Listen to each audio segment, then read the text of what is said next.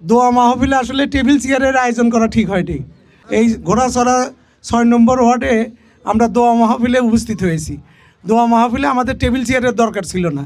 এইদিকে যদি আমরা সামিয়ানা আপনারা যেভাবে বসেছেন আপনাদের দিকে ফেস করে আমরা ওইভাবে বসতে পারতাম। আসলে টেবিলটা একদিকে খুব ভালো, আবার আর একদিকে খুব খারাপ।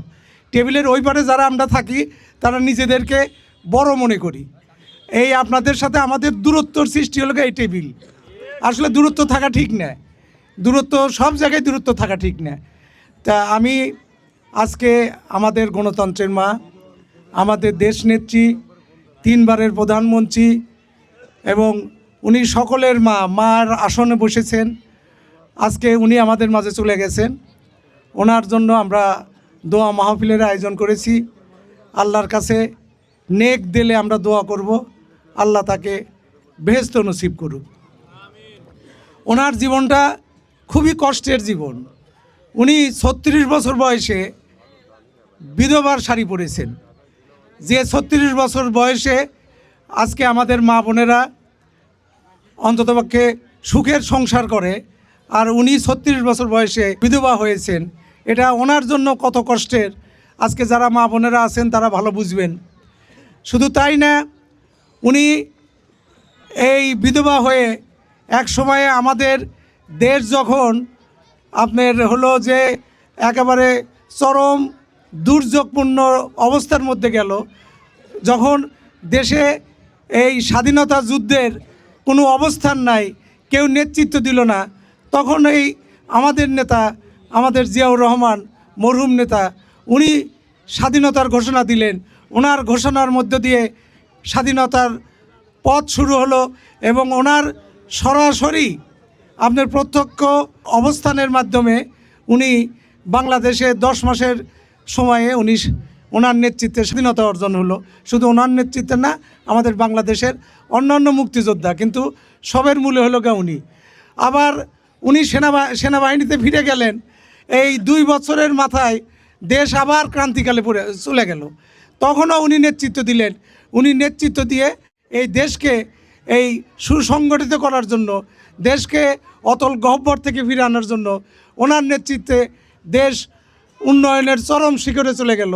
এবং শুধু তাই না, আপনার এই যারা ওনার আমলে আপনারা জানেন যে আমরা কৃষক যারা আছি তারা যে অবস্থানে ছিল, এই যে বড় ইরির ধান উনি নিয়ে আসলেন।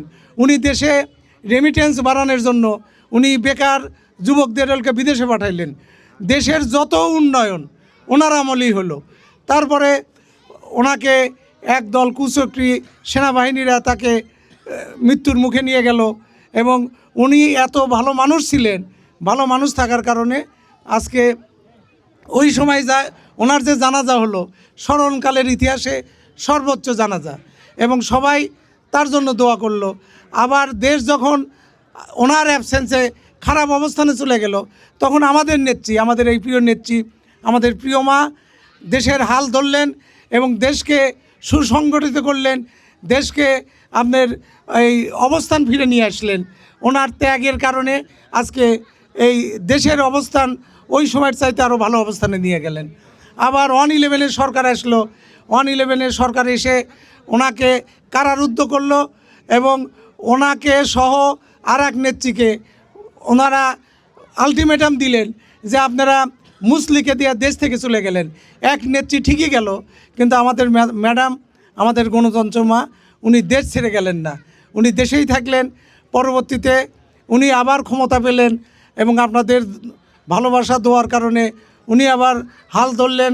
আবার ওনাকে 111-এর সরকার এসে এমন অবস্থান করলেন, ওনার ছেলে আমাদের প্রিয় নেতা তারেক রহমান, ওনাকে আপনারা ফেসবুকের যুগ, আজকে দেখেছেন যে ওনাকে কত টর্চারিং করেছে 111-এর সরকার, এবং মৃত্যুর মুখ থেকে উনি ফিরে এসেছেন এবং উনি বিদেশে চিকিৎসার জন্য গেলেন। চিকিৎসার পরে ওনাকে আর দেশে আসতে দেওয়া হলো না এবং উনি ওইখান থেকেই শুধু লন্ডন থেকে বাংলাদেশের অবস্থা, এই দলকে সুসংগঠিত করেছেন, দলকে ধরে রেখেছেন এবং উনি এমন পর্যায়ের নেতা হলেন যে সারা বিশ্বে এখন যদি চিন্তা করেন, সারা বিশ্বে যদি মানে সব চাইতে ভালো নেতা হয়, সেই নেতা হলো কি আমাদের তারেক রহমান। আজকে আমাদের নেত্রী বেগম খালেদা জিয়া, তার 2টি সন্তান ছিল। আজকে তার ছোট ছেলে কোকো মালয়েশিয়াতে ছিল 111-এর পরে, বিনা চিকিৎসায়, ওনার খাবার ছিল না, ওনার মাসের যে খরচ সেই খরচ চালাইতে পারে নাই। আজকে আমাদের তারেক রহমান লন্ডনে ছিল, ওনার অবস্থানও খারাপ, কিন্তু তার চাইতে বেশি অবস্থান খারাপ ছিল আমাদের কোকোর। বাংলাদেশ থেকে যে সহযোগিতা করবে সেই সহযোগিতাও হাসিনা সরকার করতে দেয় নাই। বিনা চিকিৎসায় ধুকে উনি মারা গেল। এই যে কত কষ্ট একটা মায়ের জন্য, যে তার ছোট ছেলে, তার আদরের ছেলে, তাকে হারাতে হলো বিনা চিকিৎসায়। আজকে জিয়াউর রহমানের পরিবার, যে পরিবার সবচাইতে দেশের জন্য নিবেদিত, সেই জিয়াউর রহমানের পরিবারের ছেলে, ছোট সন্তান বিনা চিকিৎসায় মারা গেল। এই যে কষ্ট, এই কষ্ট আমরা যেটা মনে করি যে আমাদের দল, আমরা যারা ত্যাগী নেতা, আমরা 17 বছরে অনেক কষ্ট করেছি, কিন্তু আমরা যদি নেত্রীর দিকে তাকাই, তার কষ্টের তুলনায় আমাদের কষ্ট একেবারেই নগণ্য, কিছুই না। ওনার কষ্টের তুলনায় আমাদের কষ্ট কিছুই না। তারপরেও আল্লাহ তাকে নিয়ে গেছে এবং উনি এমন এক নেত্রীর অবস্থানে চলে গেছেন। সারা বিশ্বে সবাই তার মৃত্যুতে শোক জানিয়েছে এবং উনি সারা বিশ্বের মধ্যে এত বড় নেত্রী, ইনশাল্লাহ আগামী দিনেও তার মতো নেত্রী কেউ হতে পারবে বলে মনে হয় না, এবং গ্রিনিজ রেকর্ডে ইনশাল্লাহ তার নাম উঠবে। এবং সবাই তার জন্য কান্না করেছে, সারা বিশ্ব কান্না করেছে, বাংলাদেশের লোক তো করেছেই। এবং আজকে তার যে অবস্থান, তার যে জানাজার আপনারা দেখেছেন, স্মরণকালে ওই রকম জানাজার হবে কি না সন্দেহ আছে। কাজেই আমাদের নেত্রী, আমাদের গণতন্ত্রের মা, আমাদের সকলের মা, আজকে আপনারা দোয়ার আয়োজন করেছেন, এই জন্য ঘোড়াচড়াবাসীকে অসংখ্য ধন্যবাদ জানাই। সারা বিশ্বে, সারা দেশে, সব জায়গায় তার জন্য দোয়া হচ্ছে এবং এই দোয়ার কারণে আল্লাহ মানুষকে বেহেশতে দিবে। এবং আপনারা যেভাবে দোয়া করতেছি, তার ভালোবাসা এবং তার অবস্থানের কারণে আল্লাহ ইনশাল্লাহ তাকে বেহেশত নসিব করবে, এই দোয়া আমরা করি। আজকে আমাদের সময় এসেছে, আজকে আচরণবিধি লঙ্ঘন হবে। আমি আপনাদের কাছে ভোট চাইতে আসি নাই, আমি ওনার জন্য, আমাদের ম্যাডামের জন্য দোয়া চাইতে এসেছি। সাথে সাথে আপনারা আমার জন্য দোয়া করবেন, আমিও আপনাদের জন্য দোয়া করি। আপনারা সুস্থ থাকেন, ভালো থাকেন এবং আমার জন্য দোয়া করেন, আমি যেন সুস্থ থাকতে পারি এবং আমি যেন আপনাদের সেবা করতে পারি। আজকে আপনাদের কাছে যে এসেছি, আমি নেতা হতে আসি নাই, আপনাদের ভালোবাসা নিয়ে, আপনাদের দোয়া নিয়ে আমি আপনাদের সেবা করতে চাই। আল্লাহ যে কয়দিন আমাকে হায়াত দিয়েছে, আমি চেষ্টা করব মানুষের অন্ততপক্ষে উপকার সবার না করতে পারলেও আমার দ্বারা যাতে কারো কোনো ক্ষতি না হয়। আমি আপনাদের কাছে দোয়া চাই, ভালোবাসা চাই। আপনারা ভালো থাকেন, সুস্থ থাকেন, আগামী দিনে আপনাদের সেবা করতে পারি, আপনাদের সেবক হতে পারি, এই আশা রেখে আপনাদের সবাইকে ধন্যবাদ জানাই। বিশেষ করে এই আমার পিছনে যেসব মুরব্বি আছে, সামনে যেসব মুরব্বি আছে, আমার বাম সাইডে আমার মায়েরা, বোনেরা আছে, সবার জন্য সুস্বাস্থ্য কামনা করে আমি আমার কথা এখানেই শেষ করছি। আমার বক্তব্যের পরে সভাপতি বক্তব্য দিবে, তার আগে অথবা পরে আমাদের ম্যাডামের জন্য দোয়া হবে।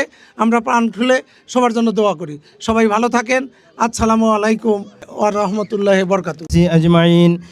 ربنا ظلمنا أنفسنا وإن لم تغفر لنا وترحمنا لنكونن من الخاسرين।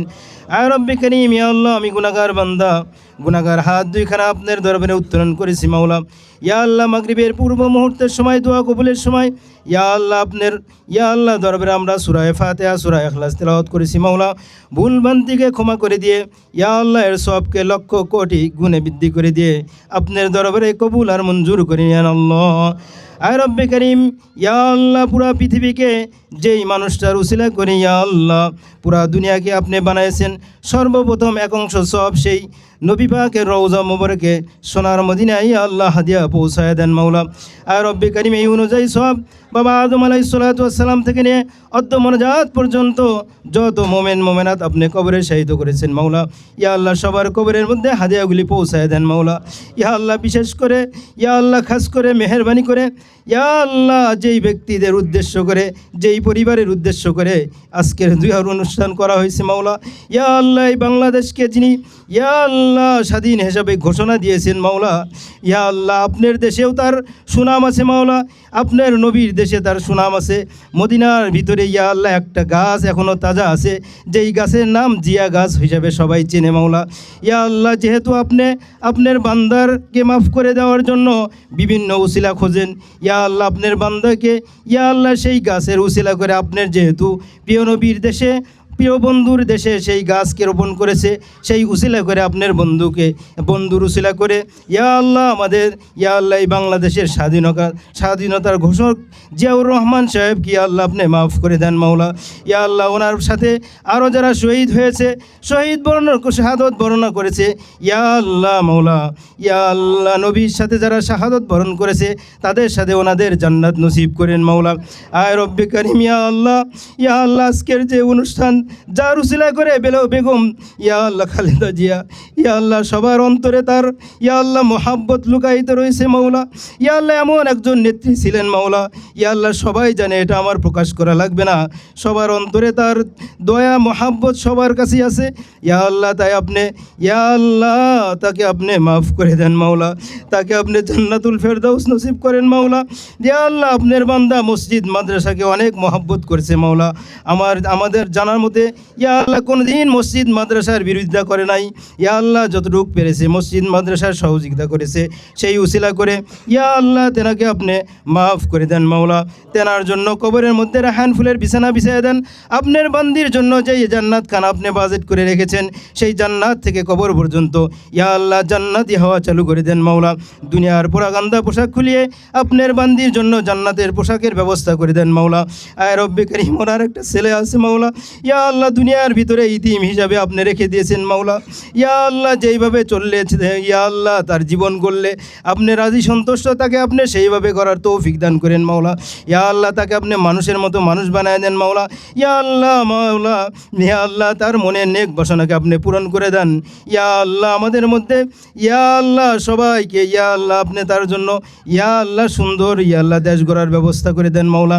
আয় রব্বি কারিম ইয়া আল্লাহ আমাদের অত্র অঞ্চলের ইয়া আল্লাহ সেলিম ভাই সাহেব, ইয়া আল্লাহ আমি অনেক দিন পূর্বে গান্দাইল ছিলাম মাওলা, উনি যেই কথাটা দাঁড়ায় প্রথমে বলছে যে আমরা পিছনে যারা ইয়া আল্লাহ চেয়ার টেবিলের কাছে যারা দাঁড়ি অহংকার গর্ব মনে করি, কিন্তু আসলে ভাইজানের আমি ওই সময়ও দেখেছি মাওলা ওনার মধ্যে কোনো অহংকার গর্ব নাই, উনি সমস্ত মানুষের সাথে একভাবে মিশে থাকেন।